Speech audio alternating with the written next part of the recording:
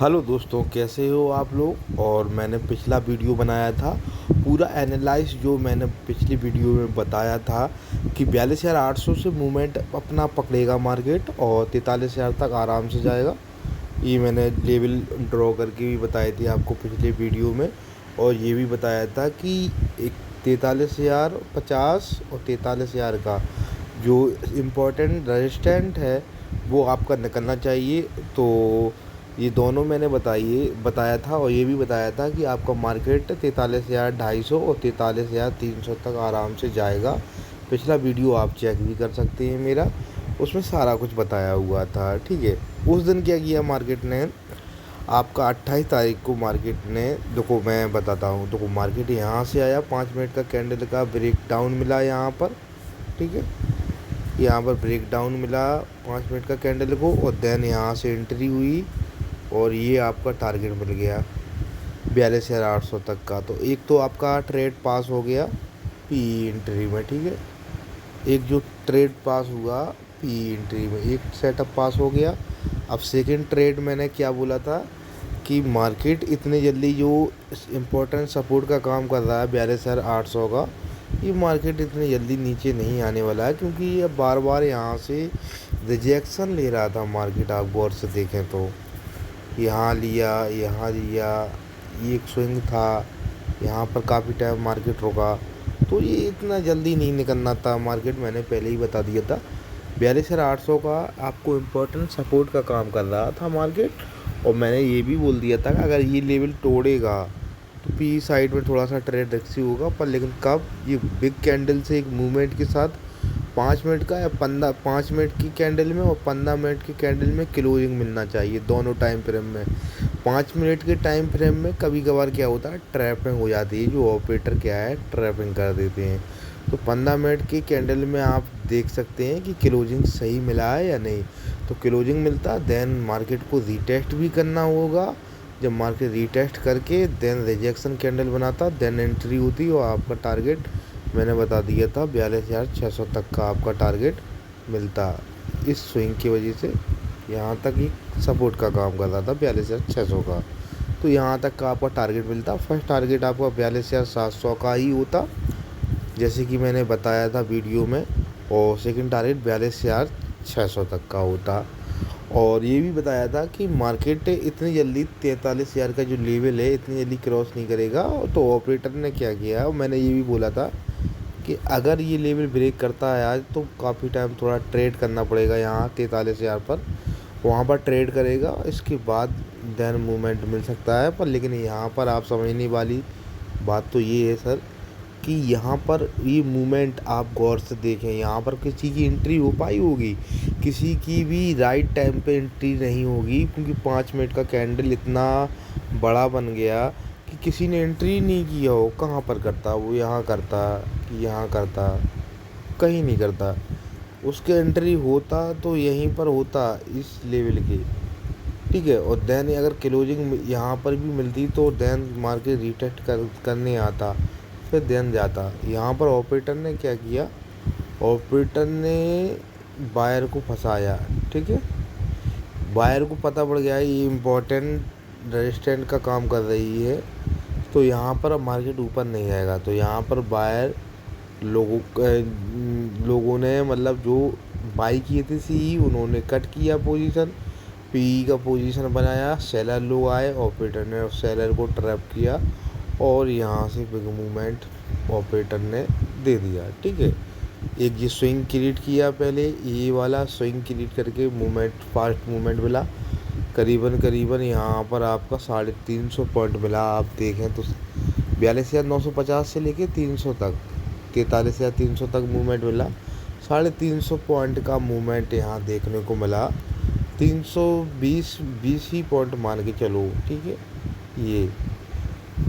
ये मूवमेंट मिला।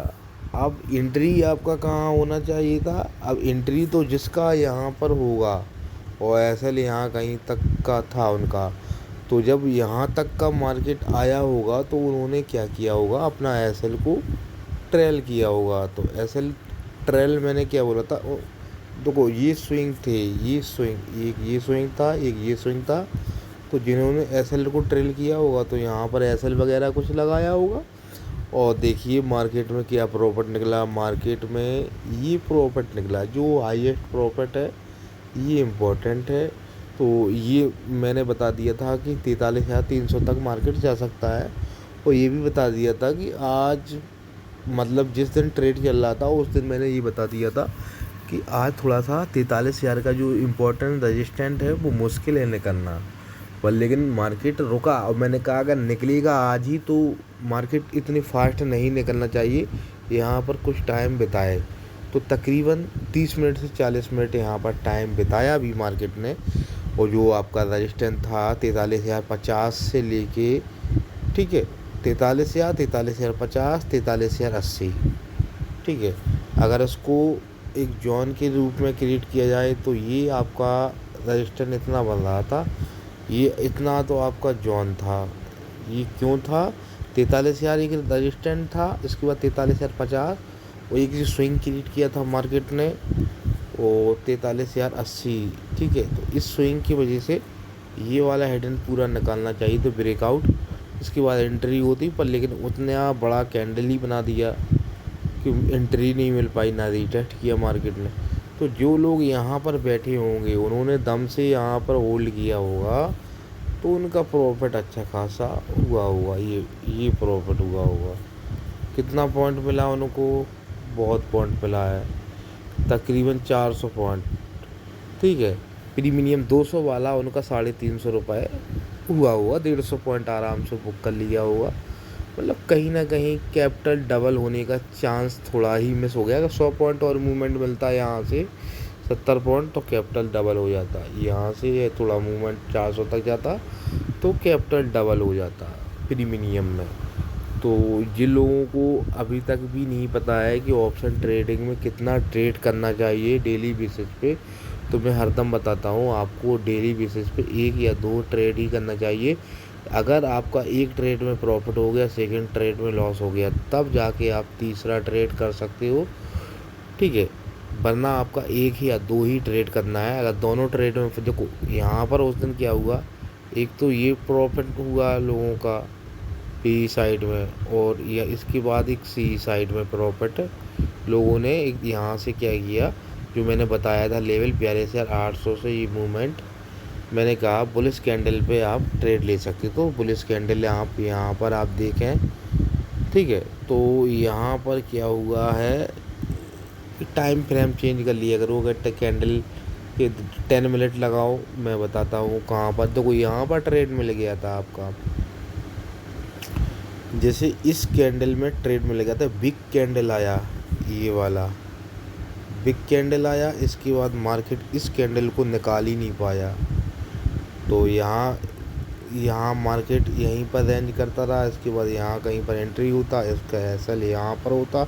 मैंने बता दिया था कोई बिग कैंडल आए वहाँ पर आप एंट्री कर सकते थे, ठीक है। इसके बाद यहाँ पर टारगेट मैंने ये भी साफ बोल दिया था कि 43,050 तक का ही टारगेट लेना है। इसके आगे टारगेट आप थोड़ा सा मुश्किल है, पर लेकिन यहाँ पर मूवमेंट आया, मार्केट को कुछ कहा नहीं जा सकता ऑपरेटर कहाँ तक ले जाए मार्केट।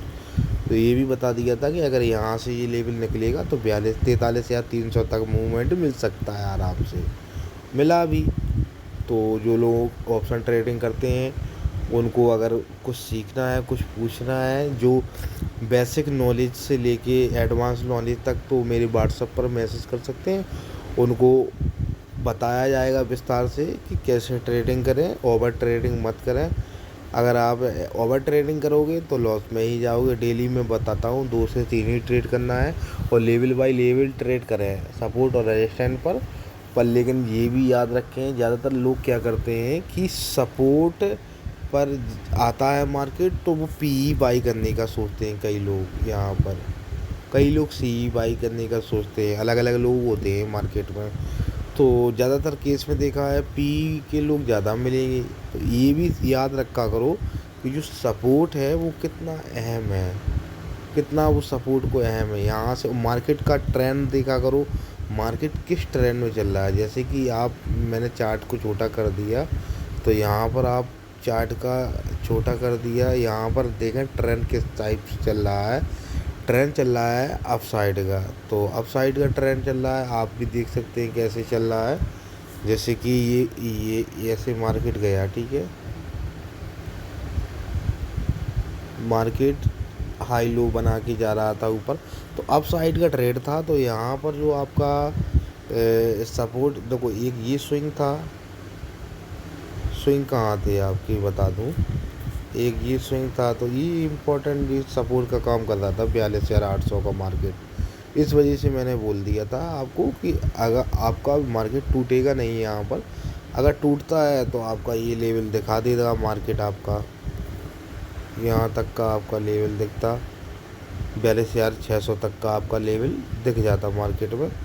जो था टारगेट था 42,500 का, वहाँ तक मार्केट शायद आती नहीं, आ भी सकती थी पर लेकिन आ जाती ना तो भी कोई दिक्कत नहीं। यहाँ से फिर मार्केट यहाँ से मूवमेंट मिलता है यहाँ साइड का, और देन यहाँ पर ट्रेड लेते और आपका टारगेट 1-2 दिन में 43,000 तक का हो जाता। तो एक एक स्टेप मैंने बारीकी से बता दिया है, और मैं नेक्स्ट वीडियो लाऊंगा फुल स्टडी के बारे में, कोई ऐसा सेटअप बता देंगे कि जिसमें लॉस ही नहीं हो आपका। सभी लोग बोलते हैं मार्केट में 100% नहीं होता, भाई 100% होता है भाई, 100% नहीं होता तो मंथ के एंड में आपका प्रॉफिट क्यों निकलता। तो तभी तो मैं बोल रहा हूँ कि डेली बेसिस पे आपका प्रॉफिट होना चाहिए। अगर 1-2 दिन अगर लॉस भी हो गया, आपका ऐसा लग गया, तो ओवर ट्रेड मत करें, ठीक है। आप मंथ में 22 दिन मिलते हैं आपको ट्रेडिंग करने के लिए, 22 दिन में आपका अगर 17 दिन 16 दिन प्रॉफिट भी निकलता है तो आप बहुत ज़्यादा प्रॉफिट में निकले हुए। आपका कैपिटल अगर 50,000 का है तो आप मंथ के एंड में 1 लाख का कैपिटल कर लोगे तो वो बहुत अच्छा है। 1.5 लाख हो जाए तो बहुत ही अच्छा है। एक्सपर्ट बनना पड़ेगा ट्रेडर को, ठीक है। ऐसा नहीं है ओवर ट्रेडिंग करते रहो, एक ही ट्रेड लो। और मैं एक सेटअप बता देता हूँ, जैसे कि आप यहाँ पर ट्रेड लेते हो, जैसे कोई भी सपोर्ट पर ट्रेड लेते हो या रजिस्टेंस पर ट्रेड लेते हो, कहीं पर भी लेते हो, तो जैसे यहाँ पर ट्रेड लिया आपने तो थोड़ा बहुत पॉइंट यहाँ पर जैसे यहाँ तक मार्केट गया तो आपका एसएल पता है कोस्ट टू कोस्ट होना चाहिए। कोस्ट टू कोस्ट इसलिए होना चाहिए कि मार्केट क्या करता है, अगर यहाँ तक गया, यहाँ से स्विंग क्रिएट करके नीचे आता है मार्केट, तो यहाँ से अगर ये लेवल तोड़ता भी है या कुछ भी करेगा तो आपका लॉस नहीं होना चाहिए, ठीक है। इसको आपको याद रखना है, इस हिसाब से ट्रेडिंग करें। अगर आपका प्रॉफिट हो जाए 20-25 पॉइंट प्रॉफिट में दिख रहे और आपने सोच लिया कि अब हाई लो बना कर जाएगा मार्केट ऊपर, अगर वो नहीं गया, यहाँ से लौट गया, तो आपका कोस्ट टू कोस्ट एसएल होना चाहिए। ऐसा नहीं है कि आप एसएल को ट्रेल ना करें, एसएल को ट्रेल करना बहुत ज़रूरी है। अगर बिग प्रॉफिट नहीं मिल रहा है तो कोस्ट टू कोस्ट तो निकल जाओगे।